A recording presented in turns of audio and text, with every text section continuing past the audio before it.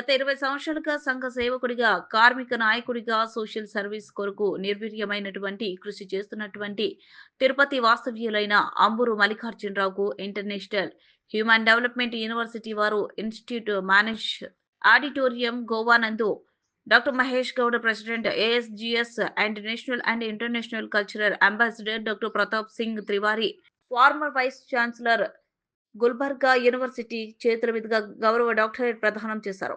సందర్భంగా డాక్టరేట్ గ్రహీత మల్లికార్జునరావు మాట్లాడుతూ తాను చేస్తున్నటువంటి సేవలను గుర్తించి international human development university USA వారు తనకు డాక్టరేట్ ఇవ్వడం చాలా సంతోషకరంగా ఉందని తెలిపారు. డాక్టరేట్ ద్వారా తనకు గౌరవమే కాకుండా బాధ్యత కూడా మరింత పెరిగిందని, ఇదే స్ఫూర్తితో తాను ముందుండు కూడా సమాజంలో అన్ని వర్గాల ప్రజల కొరకు తన వంతు కృషి చేస్తానని తెలిపారు.